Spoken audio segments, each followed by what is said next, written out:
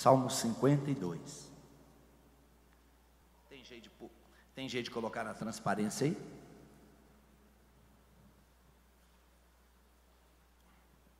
Olha aí.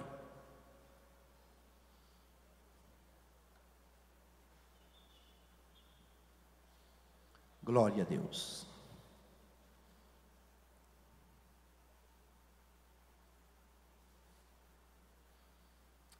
Vamos ler juntos a palavra do Senhor, irmãos? 1, 2, 3. Por que te glorias na malícia, ó homem poderoso? Pois a bondade de Deus permanece continuamente. A tua língua intenta o mal como a navalha afiada, traçando enganos. Tu amas mais o mal do que o bem, e mais a mentira do que o falar conforme a retidão. Amas todas as palavras devoradoras, ó língua fraudulenta. Também Deus te destruirá para sempre, arrebatar-te-á e arrancar-te-á da tua habitação, e desarraigar-te-á da terra dos viventes. Verso 6.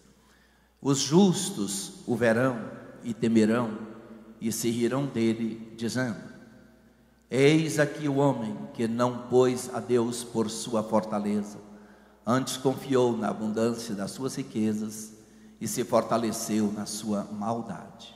Olha o versículo 8, vamos ler juntos? Mas eu sou como oliveira verde na casa de Deus, confio na misericórdia de Deus para sempre e eternamente. Para sempre te louvarei, porque tu isso fizeste, e esperarei no teu nome, porque é bom diante de teus santos. Terminou o salmo? Oi? Isto, 9 versículos. Glória a Deus. Irmãos, assentado como vocês estão, curve as vossas cabeças. Deus, eu me coloco diante do Senhor agora, e eu sei que a tua igreja já está diante de ti. Senhor, nos inspira para que falemos aquilo que esses corações que aqui vieram precisam ouvir da tua parte. Bendizemos e exaltamos o teu nome, ó Deus querido, mais uma vez, porque tu és Senhor da tua igreja, no nome de Jesus Cristo, amém.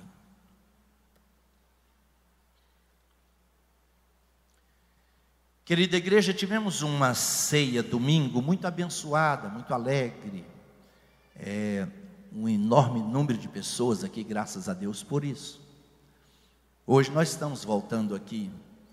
Eu sempre considero os crentes frequentadores da terça-feira como as verdadeiras colunas na casa do Deus eterno. Aquelas rochas, aquelas colunas que verdadeiramente sustentam o trabalho do Senhor.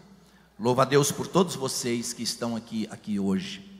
Nosso bispo Oídes não está aqui porque ele está em uma missão, em 2 trabalhos essa semana, em 2 cidades. Só a Priscila sabe o nome, o Henrique, mas são cidades do norte aí, né, Henrique? Semana passada, quero deixar aqui a minha gratidão. Semana passada nós completamos mais um ano de vida e muitos irmãos nos felicitaram. Bispo Oídes fez um almoço aqui com uma representação do campo e da igreja de Campinas, e eu me senti muito honrado naquele dia, quando muitos pastores do campo de Campinas estavam aqui. Imagina uma pessoa igual eu, irmão, muitas autoridades, os 2 senadores de Goiás, senador Luiz do Carmo, senador Vanderlan Cardoso, deputado federal Glaustin, deputado estadual aqui, ó, Henrique César, que está aqui nesta terça-feira, também esteve presente naquele almoço. Eu louvo a Deus pela vida de todos vocês, da representação de cada departamento da igreja de Campinas, que estavam lá nos abraçando e congratulando conosco. E eu sei que eu não mereço tudo aquilo que os irmãos fazem por mim, mas que Deus seja louvado, e eu registro aqui mais uma vez a minha eterna gratidão pela amabilidade dos irmãos. Domingo depois do culto, a juventude se reuniu conosco, e eu dizia para a juventude, eu gostaria de dizer para a igreja de Campinas aqui: Não existe uma igreja melhor, mais madura, mais séria, mais amável do que a igreja de Campinas. Vocês. A igreja de Campinas é uma igreja maravilhosa, referência em todos os lugares. Graças a Deus por isso. Constantemente a gente recebe pessoas que vêm congregar aqui e elas dizem: eu estou vindo para cá porque a palavra de Deus aqui é explicitada de maneira muito abundante. Eu estou vindo para cá porque os cultos aqui são assembleianos de verdade. Nós cantamos os hinos da harpa cristã, cantamos corinhos também. E graças a Deus por tudo isso. Deus seja louvado por cada um dos irmãos e das irmãs que servem ao Senhor neste lugar. Todos nós sabemos que os salmos são poesias inspiradas pelo Espírito Santo de Deus. Mas os salmos são verdadeiras atos poéticos que o salmista, ele, por uma inspiração de Deus, ele fala da sua alma. Às vezes ele está falando com Deus em louvor. Louvor é reconhecer a grandeza e os feitos de Deus. Às vezes o salmista fala adorando, reconhecendo a grandeza do Todo-Poderoso, e às vezes declarando o amor do salmista para com Deus. Quantas lições nós tiramos dos salmos. Quantos esposos que às vezes têm dificuldade de dizer para a esposa: eu amo você. Quanta esposa tem dificuldade de dizer para o marido: eu amo você. Mas os salmistas aqui, nessas expressões poéticas, quantas vezes eles falam: eu amo ao Senhor, eu te amo, Deus, porque de um modo terrível e maravilhoso tu me formaste, né? São declarações de amor do salmista a Deus. Este salmo especificamente, o Salmo 52, é um salmo sui generis na Bíblia Sagrada. Por quê? Porque o salmista fala aqui sobre um contraste.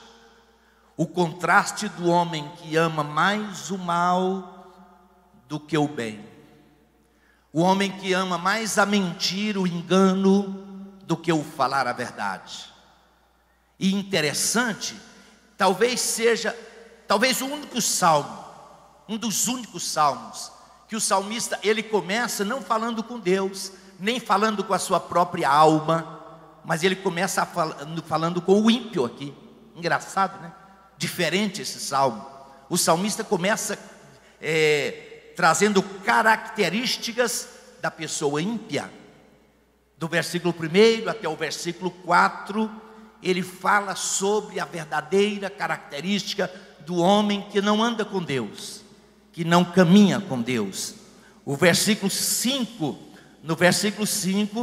o salmista fala que um dia virá juízo sobre tudo isso, sobre todo homem fraudulento, toda pessoa que engana, toda pessoa que diz que é uma coisa, diz uma coisa e faz de uma forma totalmente diferente.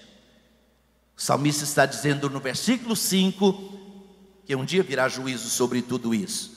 E no versículo 6, o salmista, ele expressa aqui, deixe-me ver aqui, aonde diz aqui, exatamente no versículo 6, os justos o verão e temerão, e se rirão dele, Não é um riso de zombaria, não é zombar do ímpio porque ele foi condenado, não, nada disso. Às vezes a gente pensa que é isso, né?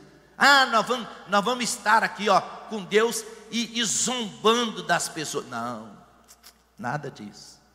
Esse se rirá aí é o justo reconhecendo a poderosa ação de um Deus justo, de um Deus poderoso, de um Deus que tudo aquilo que Ele anuncia, Ele faz, de um Deus que não há na personalidade dEle, não há mudança e nem sombra de variação. Um Deus que opera maravilhas e opera milagres. Agora mesmo, irmão José contou um milagre aqui que aconteceu na sua vida. Às vezes nós falamos que hoje no século 21 parece que a gente não vê milagre na igreja. Nós ouvimos um milagre tremendo agora mesmo. O cantor contar para a igreja aqui, né? já fazendo hemodiálise há dias, condenado talvez a fazer o resto da vida, mas por uma intervenção desse Deus Todo-Poderoso, que Deus agiu na vida dele e mudou a história. Louvado seja o nome do Senhor para sempre. Deus, o Deus que nós servimos, Ele é o mesmo ontem, hoje e para sempre. No Senhor não há mudança. O homem muda todos os dias da sua vida. Deus não. Deus é fiel e verdadeiro para sempre. Então, irmãos, esse salmo enfatiza a iniquidade do homem que não teme ao Senhor, e ele enfatiza também a fidelidade daquele que teme a Deus. É por isso que nessa expressão poética, o salmista coloca aqui no Salmo, no versículo 8, dizendo assim: mas eu sou como oliveira verde na casa de Deus. Diga comigo: oliveira verde. Louvado seja o nome do Senhor. Eu sou como oliveira verde na casa de Deus. Os perversos são considerados nessa figura de linguagem do salmista como árvores desarraigadas, ou árvores que foram arrancadas pela raiz. O perverso é considerado assim, mas o justo, diz o salmista, eu sou como oliveira verde na casa de Deus. Quando nós fomos ao Getsemane, jardim do Getsemane, ou jardim, o Monte das Oliveiras.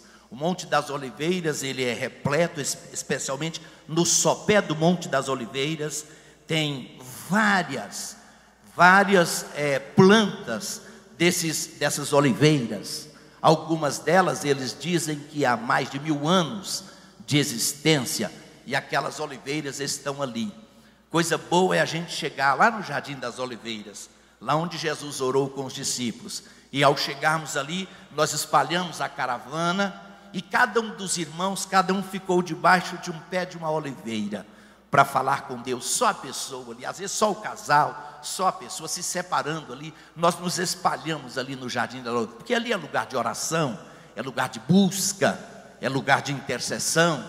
Que coisa boa é a gente estar ali no Jardim do Getsemane, buscando a Deus, orando junto àquelas oliveiras, que alguém diz, algumas dessas oliveiras foram testemunha da presença de Jesus ali. É lógico que algumas oliveiras ali são milenares, mas talvez não chegue a isso, né?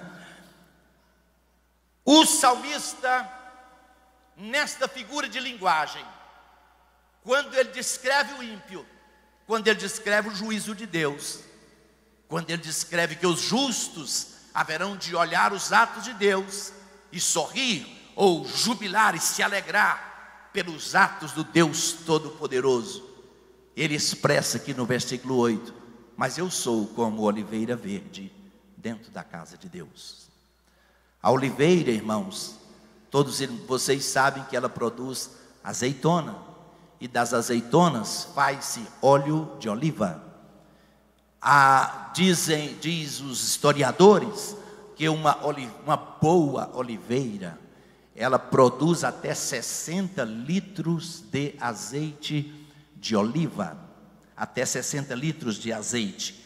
E esse azeite, ele era produzido, ou qualquer produtor, judeu produtor, se você for a Israel, você verá também ali algumas,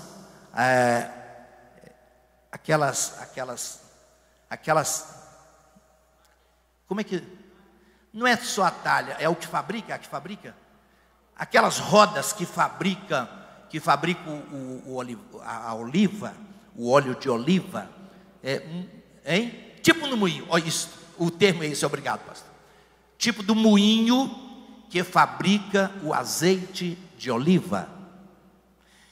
E todo produtor de azeite, ele produzia pelo menos 4 tipos de azeite: um de primeiríssima qualidade, o mais fino, um de segunda qualidade, outro de terceira, e outro que seria talvez o mais inferior de todos eles. E tudo isso na nossa vida espiritual tem um significado para nós. Quando o salmista diz: eu sou como uma oliveira verde dentro da casa de Deus. Todos nós, como oliveira, que estamos ligados nesta oliveira. Por que somos oliveira? Porque estamos ligados na oliveira verdadeira, que é Jesus. Não é isso, irmãos? Nós estamos ligados nele. Nós éramos um jambuzeiro bravo, e que fomos, também uma figura de linguagem, o apóstolo diz assim: nós fomos enxertados na oliveira verdadeira. E aí o salmista diz: hoje nós somos uma oliveira verde dentro da casa do Senhor. Então, irmãos, esta oliva, ou esse moinho que produzia esse azeite de oliva, tinha esses 4 tipos de azeite. E dentro da casa de Deus, ou no tabernáculo, e mesmo na vida cotidiana dos judeus, cada um desses tipos de azeite eram produzidos, e cada um deles tinha um destino. Por exemplo, o azeite mais puro, mais fino, mais precioso, que um judeu tirava daquele moinho, ao fazer daquelas azeitonas aquele azeite, ele era separado para a casa de Deus. Aquilo é como se fosse a primícia para a casa de Deus.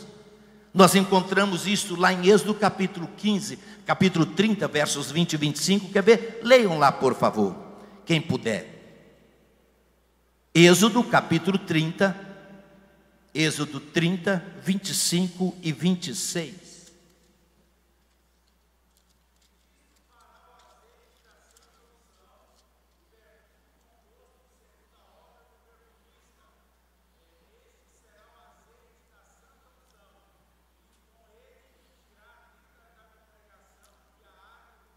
Continue, irmão Tamar, continue.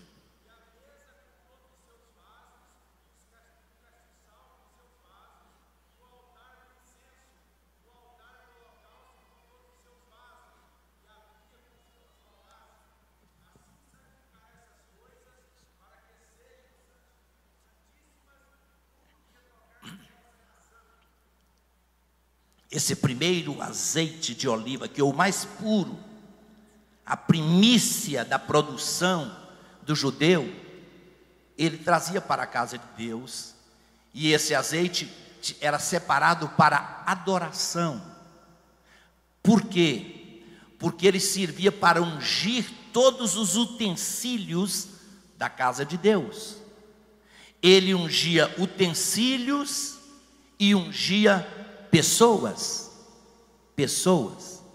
Queridos irmãos, isso no sentido espiritual para nós hoje em pleno século 21, isto fala que eu e você, nós, cada um de nós, precisamos ter esse azeite das primícias em nossa vida. Para quê? Para quê? Significando que a minha vida e a sua vida precisa estar em uma entrega total a Deus, uma entrega de adoração. Foi Deus quem falou aqui: olha, traga um azeite puro, fino, especial, verdadeiro, e este será separado para a unção dos utensílios na minha casa. Lógico que hoje a gente não traz azeite para a casa de Deus, não traz azeite de oliva para a casa de Deus. O que nós trazemos? Eu trago a minha vida e você traz a sua vida em uma total rendição ao Deus Todo-Poderoso.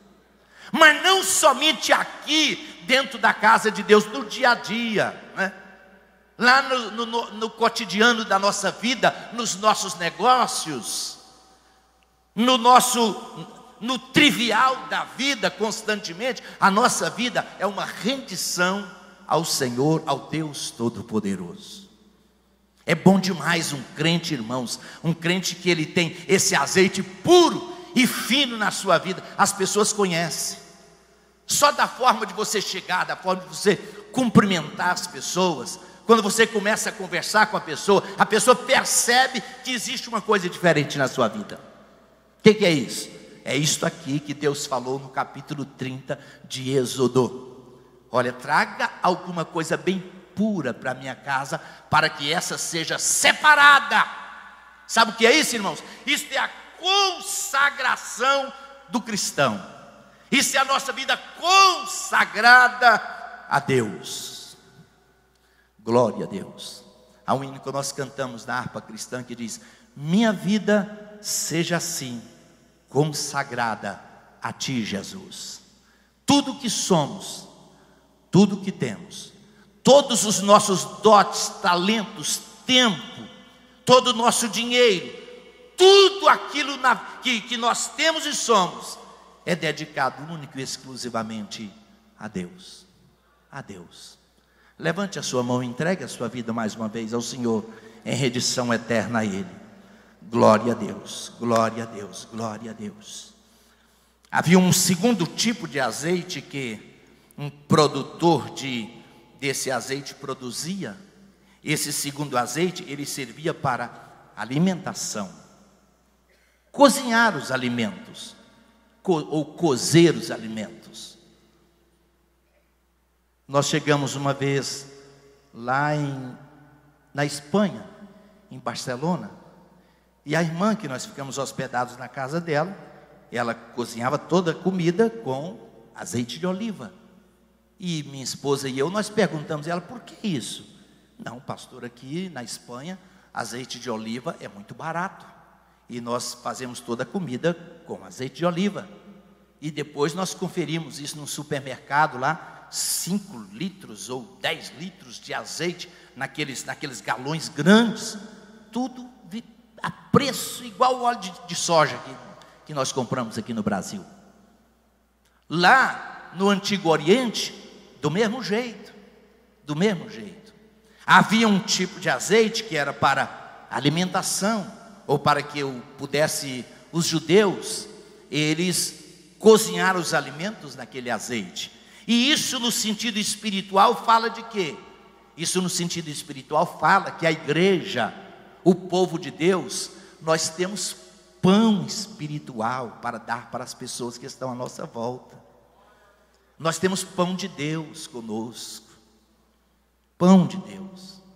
Aqui, irmãos, aqui vem uma observação muito firme para cada um de nós. Nós estamos vivendo em um mundo que está com fome das coisas de Deus. Com muita fome das coisas de Deus. E às vezes nós, os crentes, estamos assim calados. Estamos meio que na retaguarda. Um dos pregadores que pregaram aqui falaram poucos dias atrás sobre aqueles leprosos que estavam em volta da cidade de Samaria. E Samaria estava cercada pelos inimigos. E eles disseram assim: se nós ficarmos aqui, nós vamos morrer.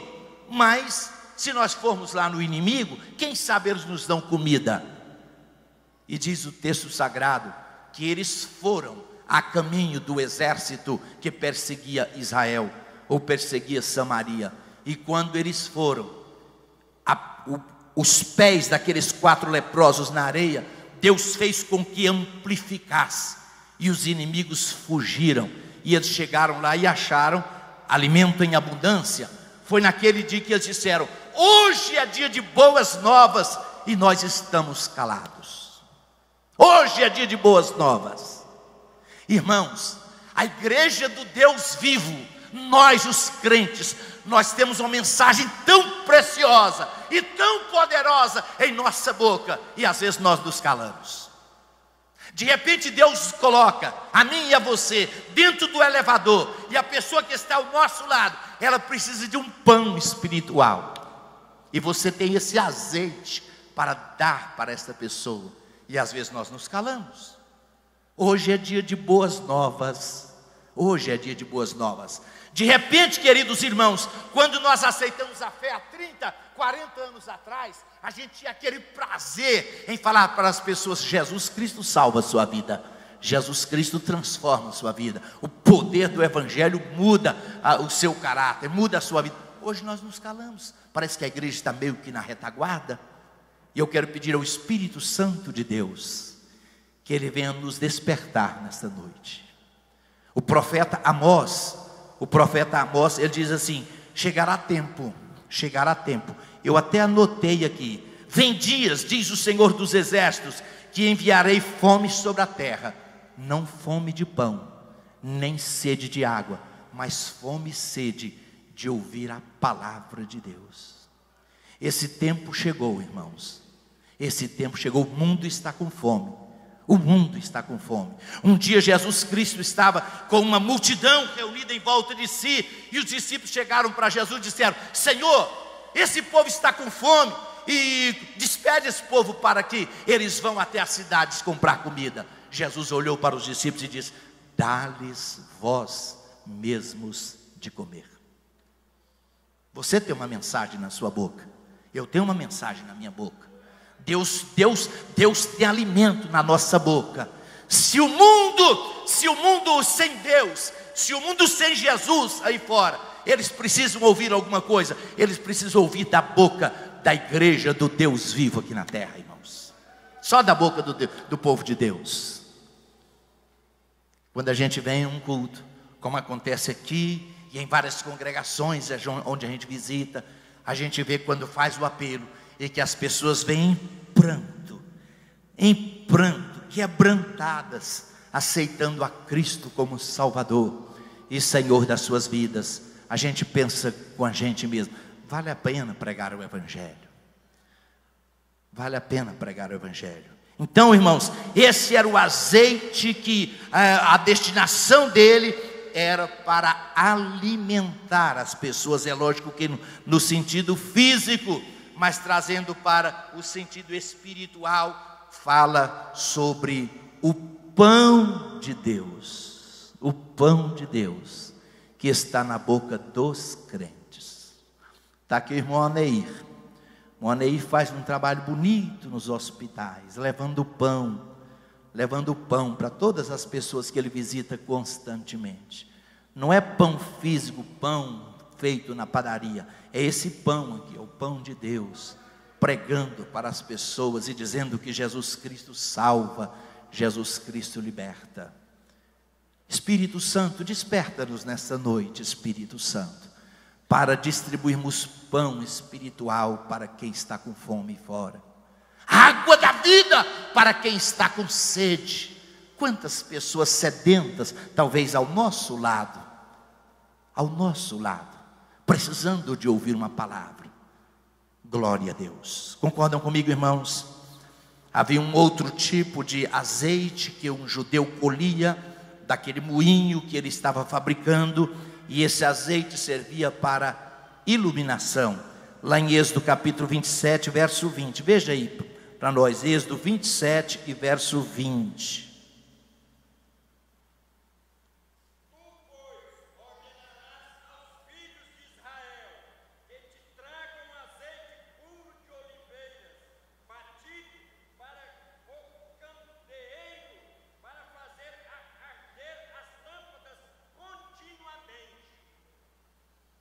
Azeite para combustível, azeite para iluminação.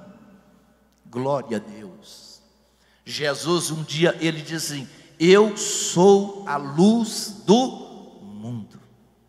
Quanto mais na frente, talvez quando ele estava prestes a deixar o mundo, ele olha para os seus discípulos, que representava todos nós aqui, e diz: vós sois a luz do mundo.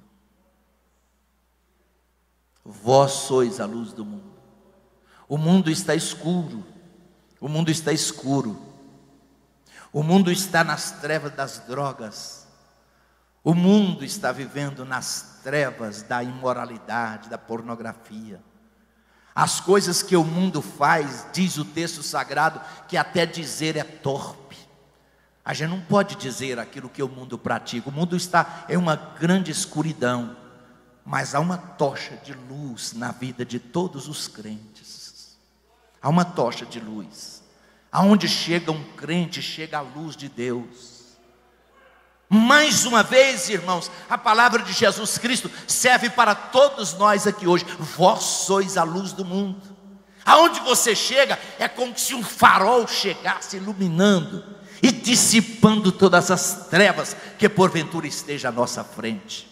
Lá onde você trabalha, lá no salão, irmão Carlos, lá onde você trabalhar, lá no banco onde você trabalha, lá na repartição pública, você é luz de Deus naquele lugar. Deixa a tua luz brilhar. Não é por acaso que Jesus Cristo diz assim: deixa a tua luz brilhar no mundo como astro aí na terra. Deixa a tua luz brilhar como astro. Deus disse: traga azeite para a minha casa, para que a minha casa esteja iluminada diuturnamente. A casa de Deus precisava ficar iluminada dia e noite, constantemente. Oh, glória a Deus.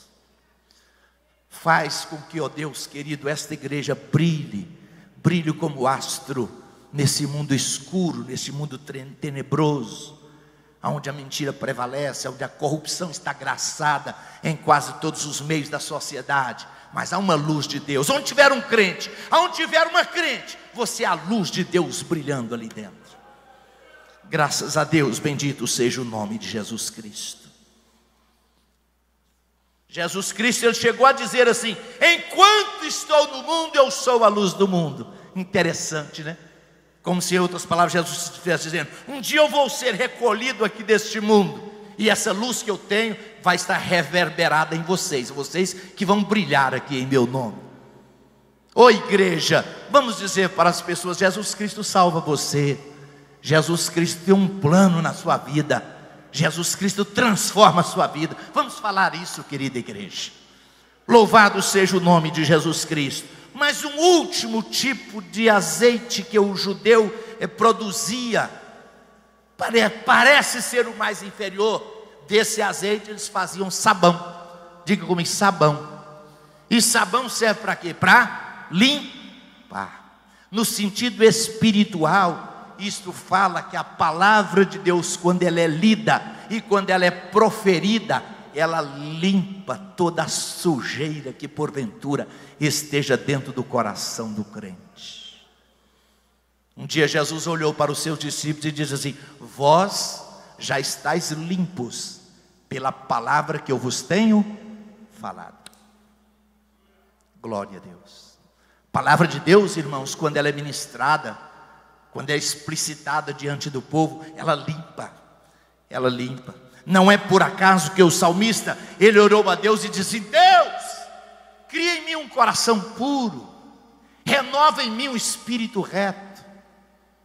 Todas as vezes que a gente está aqui na casa de Deus, todas as vezes que você vem a uma terça-feira como esta, eu tenho certeza disso, que ao estar aqui e ao ouvir a palavra de Deus, você tem aquele desejo de dizer assim: eu quero ser mais santo, eu quero ser mais puro diante do Senhor, eu quero ter uma vida mais consagrada a Deus. Por quê? Isso é fruto da palavra de Deus que limpa. É fruto da palavra de Deus. Glorificado seja o nome do Senhor Jesus Cristo. Diz lá em Mateus capítulo 5, verso 8: bem-aventurados os limpos de coração, porque os limpos de coração verão a Deus. E de que maneira como é que nós poderemos ter um coração limpo? É só quando deixamos a palavra de Deus trabalhar esse coração, esta vida interior que a palavra de Deus trabalhar, para que Deus venha criar em nós.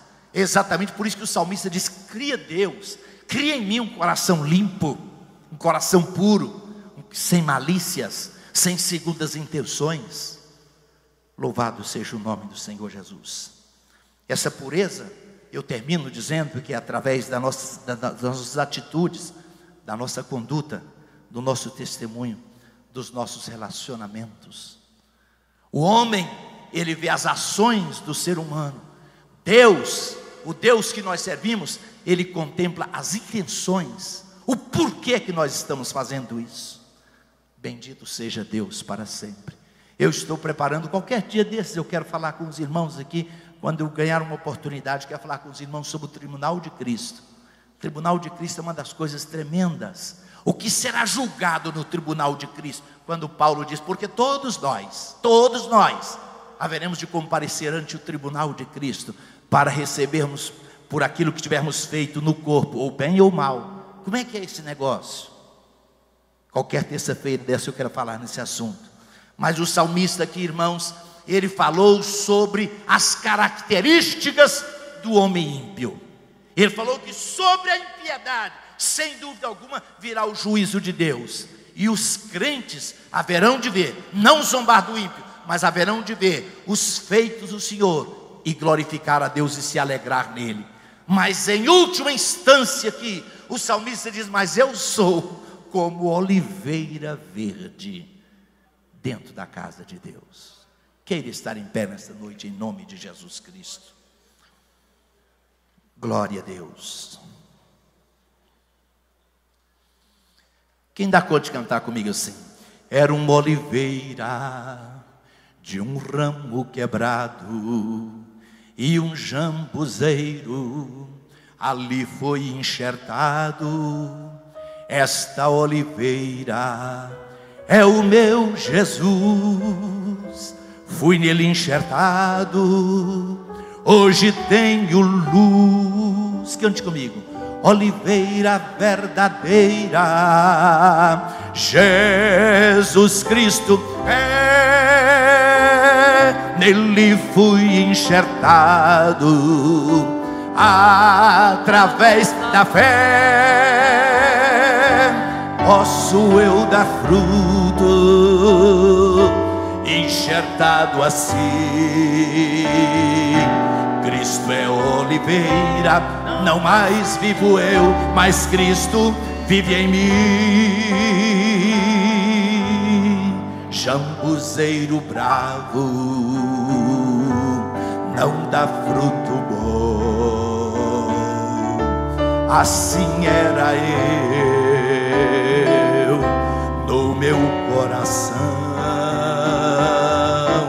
Mais um belo dia tudo transformou, eu fui enxertado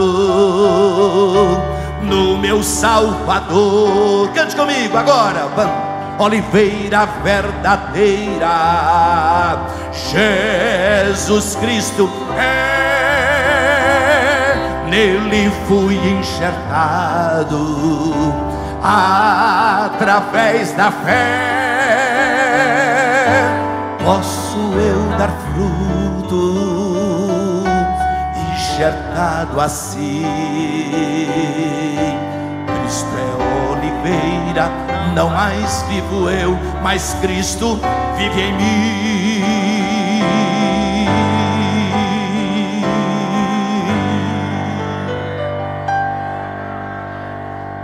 Querida igreja, queridos irmãos,